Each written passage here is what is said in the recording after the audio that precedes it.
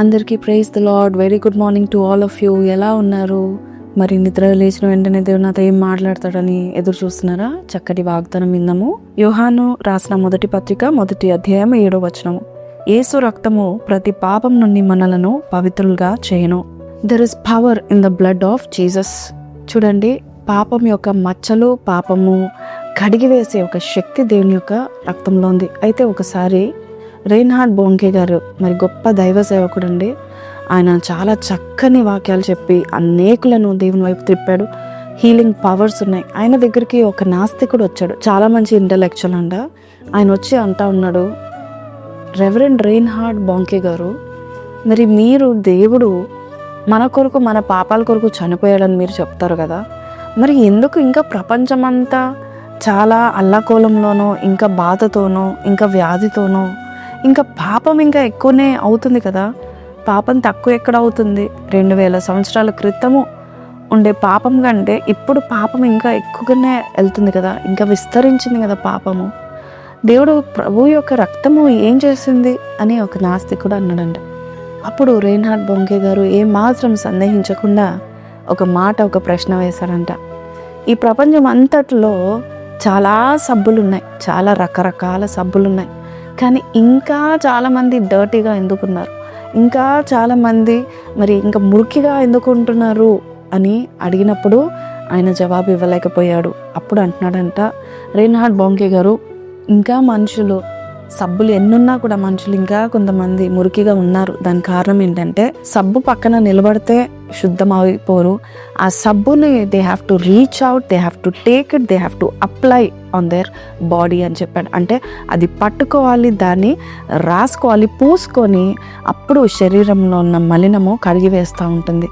అలాగే యేసే రక్తం కూడా అలాగే పనిచేస్తుంది.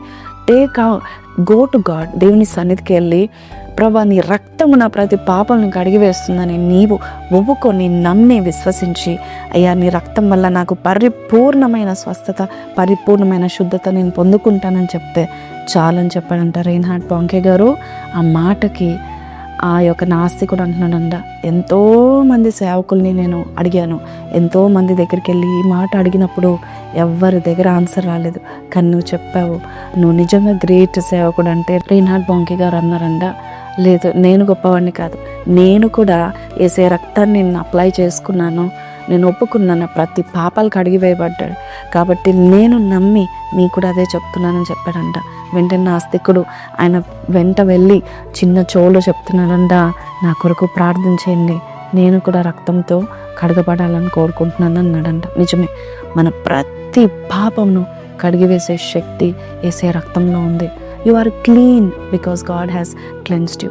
నువ్వు ఎన్ని ఘోరమైన పాపాలు చేసినా ఒక్క స్టెయిన్ కూడా, ఒక మచ్చ కూడా, ఒక మరక కూడా, పాపం అనే స్కార్ కూడా ఉండకుండా ప్రతిదీ తుడిచివేసి నీ నూతన వ్యక్తిగా దేవుడు చేయనై ఉన్నాడు.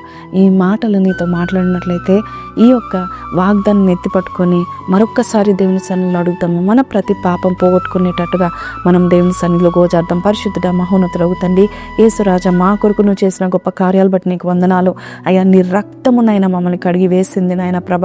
ఇక మేమునైనా ప్రభ పరిశుద్ధులం కాము, పాపలం కామునైనా మేము నమ్ముచున్నాము. నీ రక్తము అయ్యా మమ్మల్ని శిరస్సు నుంచి అరి పాదం వరకు కడిగి వేసి అయ్యా తలంపులు మొదలుకొని అయ్యా మా నడక వరకు, మా పడక వరకు, మా చేష్టలు, మా క్రియలు ప్రతిదీ నాయన ప్రభ పాపం ఎక్కడున్నా తీసివేసి నాయన పరిశుద్ధులుగా మమ్మల్ని నియమించి నీతి మంతుల దీవెన మాకు దయచేయమని యేసు పరిశుద్ధ నామమున అడిగి వేడుకొంచున్నాం తండ్రి, ఆమేన్. సో ప్రైజ్ లార్డ్ అండి.